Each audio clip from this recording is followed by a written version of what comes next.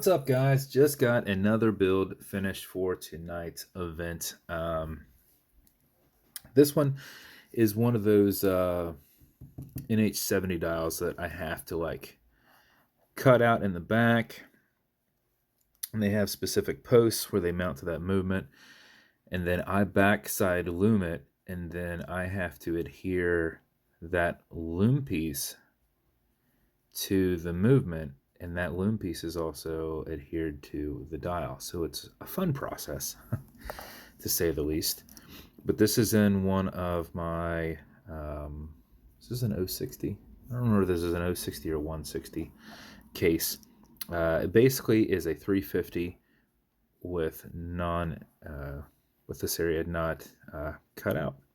So 350 is the normal brushed case that I do. So it's kind of a mix of an 090 that has that whole area where this isn't kicked in. It goes all the way across. And a mix of the 350 where it gets kicked in. So cool case. It's a brushed case. Did a polished coin bezel in it with a baby blue 5-dot insert.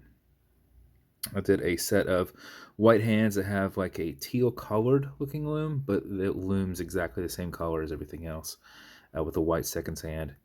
You've got one of those silver rim dials in there. Since it's not really a theme, I didn't engrave anything, so it's just a nice, clean crown on there. Stainless steel movement holder in there, one of my signed rotors, and a low-profile exhibition caseback. And then this is on one of my Italian leather straps that we do the center fill, so it's a thicker strap, center fill in a baby blue,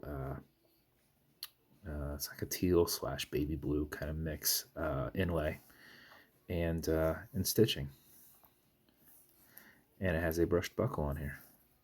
So the cool thing is with this, I was mentioning, it's loomed nicely. It's kind of gloomy outside, so the lume kind of holds up on it just a little bit longer. Where you can see it in the daytime, just because of how it is outside. But so you can see the lume there. Good looking watch. Bezel on it's nice and tight. You can turn it left, you can turn it right. It's held on with a tension ring.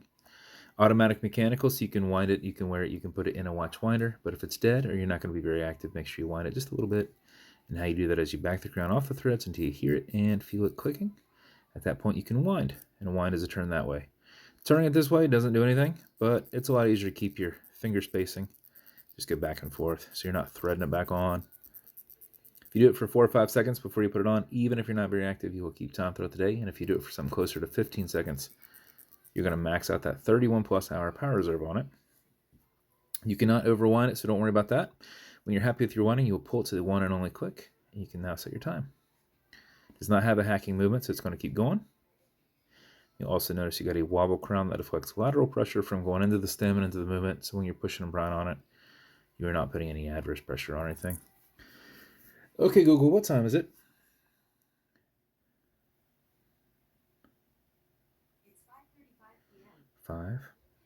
5:35 p.m. When you're good, push it over, get it out of that time setting, and wind it down. And that is the build.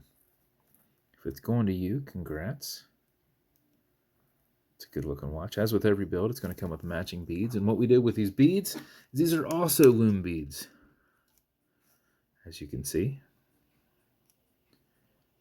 there are some lume beads in there with it. So good little setup together. Entirely up to you whether you wear them or not. But if you're not wearing the lume beads with the lume watch, what are you doing? You should do it. Don't get weird. Just wear them. Wear it together. As with every build, it's going to come in a cool box. This one's just a BVW special edition box. It's going to come with watch cleaner. This is good on all glass and metal parts. So everything here in the center, non-streaking, non-toxic, non-residue. If you ever nick this case, just brush it in with a Scotch-Brite. Just kind of mask that scratch by brushing it back in. Leather conditioners keeps that strap perfectly soft. Apply it on the front and back. Let it soak in, remove any excess, and a little bit will go a long way. And then lastly, some fine scratch remover. This is Novus 2 from Amazon, just repackaged into these. It's for your acrylic glass because you can scratch it. If you do, put a tiny bit of this on it and buff against it using your included microfiber.